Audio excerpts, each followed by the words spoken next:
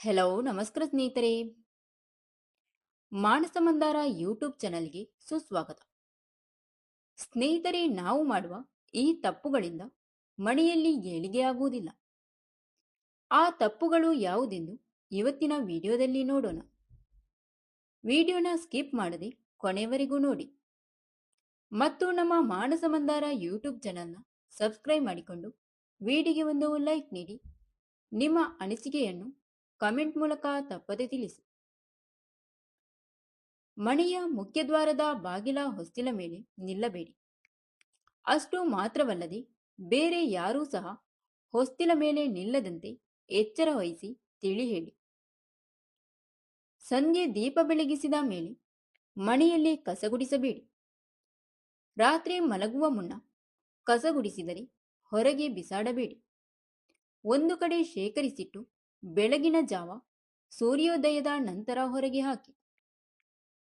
ಹೊರಕೆಯ ತುದಿಭಾಗವನ್ನು ಮೇಲೆ ಮಾಡಿ ನಿಲ್ಲಿಸಬೇಡಿ. ಅದು ಸ್ಮಶಾನ ಮನೆ ಸೂಚಕವಾಗಿದೆ. ಹಾಗೆ ಇಡುವುದು ಸತ್ತವರ ಮನೆಯಲ್ಲಿ ಮಾತ್ರ. ಬೇರೆಯವರಿಗೆ ತಪ್ಪಿಯೂ ಕಾಲುಗಳಿಂದ ಒದೆಯಬೇಡಿ ಅಥವಾ ತೊಳೆಯಬೇಡಿ. ಹಾಗೇನಾದರೂ ನಿಮ್ಮ ಕಾಲು ಅಕಸ್ಮಾತಾಗಿ ತಗುಲಿದರೂ ಪೊರಕೆಗೆ ನಮಸ್ಕರಿಸಿ. ಚಪ್ಪಲಿಗಳನ್ನು ಮನೆಯ ಹೊಸ್ತಿಲು ಮುಖ್ಯದ್ವಾರದ ಎದುರಿಗೆ ಅಕ್ಕಪಕ್ಕ ಬಿಡಬೇಡಿ. ಸ್ವಲ್ಪ ದೂರದಲ್ಲಿಯೇ ಇಡಿ. ಚಪ್ಪಲಿಯನ್ನು ನೀಟಾಗಿ ಜೋಡಿಸಿ ಇಡಿ. ಮುಂಭಾಗವನ್ನು ಸಾರಿಸಿ ಇಡುವುದು ಒಳ್ಳೆಯದಲ್ಲ. ಯಾವುದಾದರೂ ಒಂದು ಪುಟ್ಟ ರಂಗೋಲಿಯನ್ನಾದರೂ ಹಾಕಿ. ಮನೆಯ ಗೋಡೆಯ ಮೇಲೆ, ದೇವರ ಮನೆ ಮುಂತಾದ ಸ್ಥಳಗಳಲ್ಲಿ ಗೋಡೆಗಳ ಮೇಲೆ ಶಾಯಿ ಅಥವಾ ಕರಿಬಣ್ಣ ಇತ್ಯಾದಿಗಳಿಂದ ವಿಕಾರ ಆಕೃತಿಗಳನ್ನು ಬರೆಯಬೇಡಿ. ನಡೆಯುವಾಗ ನಿಮ್ಮ ಪಾದವನ್ನು ನೆಲಕ್ಕೆ ಸವರಿಕೊಂಡು ಓಡಾಡಬೇಡಿ. ಕಾಲಿನ ಪಾದವನ್ನು ಎತ್ತಿ ಇಟ್ಟು ನಡೆಯಬೇಕು. ಸಾಧ್ಯವಾದಷ್ಟು ಶಬ್ದ ಕಡಿಮೆ ಇರಲಿ. ಹೆಣ್ಣು ಮಕ್ಕಳು ಕಾಲಿಗೆ ಕಾಲ್ಗೆಜ್ಜೆಯನ್ನು ಧರಿಸುವುದು ಒಳ್ಳೆಯದು. ಕಾಲ್ಗೆಜ್ಜೆ ಇವು ನಕಾರಾತ್ಮಕ ಶಕ್ತಿಯಿಂದ ಮಹಿಳೆಯರನ್ನು ಕಾಪಾಡುತ್ತದೆ. ಮಂಗಳವಾರ ಮತ್ತು ಶುಕ್ರವಾರ ಯಾರನ್ನೂ ಸಹ ಅವ್ಯಾಚ ಶಬ್ದಗಳಿಂದ ಬೈಯಬೇಡಿ. ಅದರಲ್ಲೂ ವಿಶೇಷವಾಗಿ ಹೆಣ್ಣು ಮಕ್ಕಳನ್ನು ಆ ದಿನಗಳು ಅವ್ಯಾಚ ಶಬ್ದಗಳಿಂದ ಬೈಯಲೂಬಾರದು. ಅವರನ್ನು ನಿಂದಿಸಲೂಬೇಡಿ. ಯಾವುದೇ ಕಾರಣಕ್ಕೂ ಕಪ್ಪು ಬಟ್ಟೆ ಧರಿಸಬೇಡಿ. ಒಂದು ವೇಳೆ ನೀವೇನಾದರೂ ಧರಿಸಿದರೆ, ಮಾಟ ಮಂತ್ರ ದೃಷ್ಟಿಗಳ ಪ್ರಯೋಗ ಮಾಡಿಸಿದ್ದರೆ ಅವುಗಳ ಮೇಲೆ ಪರಿಣಾಮ ಬೇಗ ಬೀಳುತ್ತದೆ. ನಿಮ್ಮ ಕೂದಲು ಮತ್ತು ಬಟ್ಟೆಗಳನ್ನು ಎಲ್ಲೆಲ್ಲೆಂದರಲ್ಲಿ ಬಿಸಾಕಬೇಡಿ. ಕೈ ಮತ್ತು ಕಾಲುಗಳ ಉಗುರುಗಳನ್ನು ವಿಪರೀತ ಬೆಳೆಸಬೇಡಿ. ಅದು ದಾರಿದ್ರ್ಯದ ಸಂಕೇತವಾಗಿದೆ. ಉಗುರುಗಳನ್ನು ಸಂಜೆ ಮತ್ತು ರಾತ್ರಿಯ ಸಮಯದಲ್ಲಿ ಕತ್ತರಿಸಬೇಡಿ. ಹಾಗೆ ಶುಕ್ರವಾರ, ಮಂಗಳವಾರ, ಶನಿವಾರ ದಿನ ಉಗುರುಗಳನ್ನು ಕತ್ತರಿಸಬಾರದು. ಹಾಲನ್ನು ಚೆಲ್ಲಿದರೆ ತುಳಿದುಕೊಂಡು ಓಡಾಡಬೇಡಿ. ಒಂದು ವಸ್ತ್ರವನ್ನು ತೆಗೆದುಕೊಂಡು ಕೈಗಳಿಂದ ಸ್ವಚ್ಛಗೊಳಿಸಬೇಕು. ಮನೆಯಲ್ಲಿ ಹೆಣ್ಣು ಮಕ್ಕಳು ಕೆದರಿದ ಕೂದಲನ್ನು ಬಿಟ್ಟುಕೊಂಡು ಓಡಾಡಬಾರದು.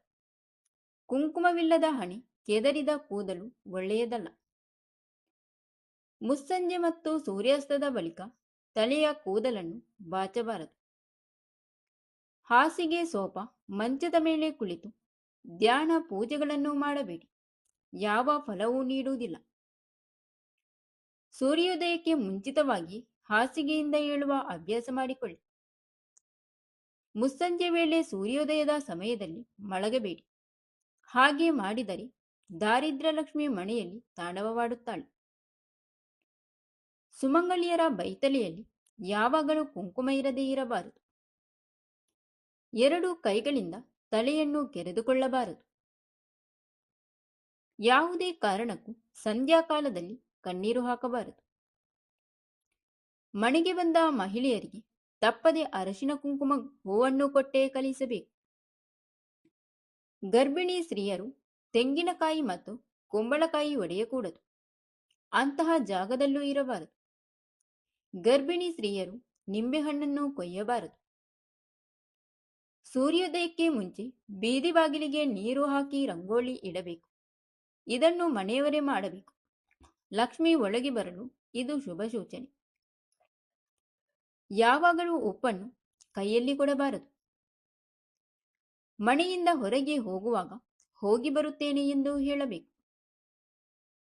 ಹೊಸ ಬಟ್ಟೆಗಳನ್ನು ಧರಿಸುವ ಮೊದಲು ಅದಕ್ಕೆ ಸ್ವಲ್ಪ ಅರಶಿನ ಕುಂಕುಮವನ್ನು ಹಚ್ಚಿ ದೇವರಿಗೆ ನಮಸ್ಕರಿಸಿ ಧರಿಸಬೇಕು.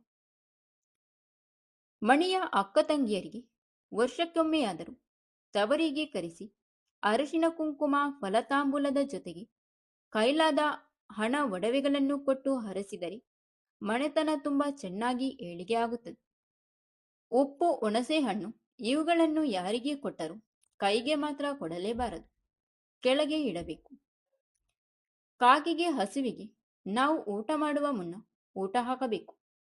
ನಾವು ಊಟ ಮಾಡಿದ ನಂತರ ನಾಯಿ ಮತ್ತು ಬೆಕ್ಕಿಗೆ ಅನ್ನ ಆಹಾರವನ್ನು ನೀಡಬೇಕು. ಕಾಲಿನ ಮೇಲೆ ಕಾಲು ಹಾಕಿ ಕುಳಿತುಕೊಳ್ಳಬಾರದು. ಕಾಲು ಅಲುಗಾಡಿಸುತ್ತಾ ಕೂರುವುದು, ಒಂಟಿ ಕಾಲಿನಲ್ಲಿ ನಿಲ್ಲುವುದು ಮಾಡಲೇಬಾರದು.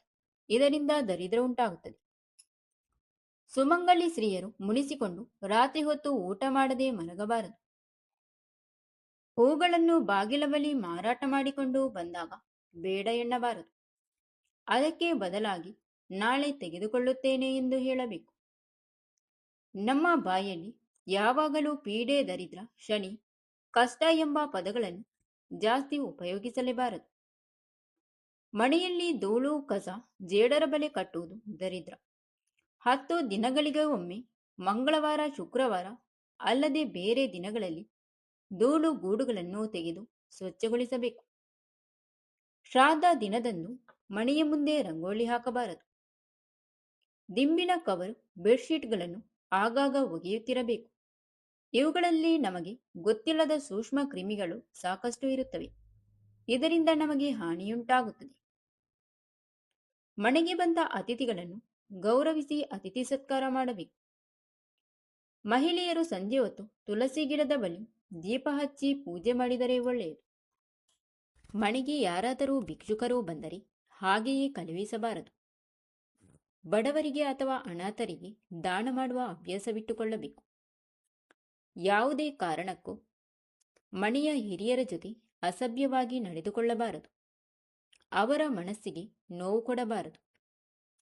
ಇನ್ನು ನಾವು ಹಣವನ್ನು ಎಲ್ಲೆಲ್ಲೆಂದರಲ್ಲಿ ಇಡಬಾರದು. ಹಣ ಇಡುವ ಜಾಗದಲ್ಲೇ ಇಡಬೇಕು. Thank you for watching. ಸ್ನೇಹಿತರೆ, ಇಂತಹ ಯೂಸ್ಫುಲ್ ಇನ್ಫಾರ್ಮೇಷನ್ಗಾಗಿ ನಮ್ಮ ಮಾನಸ ಮಂದಾರ ಯೂಟ್ಯೂಬ್ ಚಾನಲ್ನ ಸಬ್ಸ್ಕ್ರೈಬ್ ಮಾಡಿಕೊಳ್ಳಿ. ವಿಡಿಯೋಗೆ ಒಂದು ಲೈಕ್ ಕೊಟ್ಟು ಈ ವಿಡಿಯೋನ ಆದಷ್ಟು ಶೇರ್ ಮಾಡಿ. ನಿಮ್ಮ ಅನಿಸಿಕೆಯನ್ನು ಕಮೆಂಟ್ ಮೂಲಕ ತಪ್ಪದೇ ತಿಳಿಸಿ.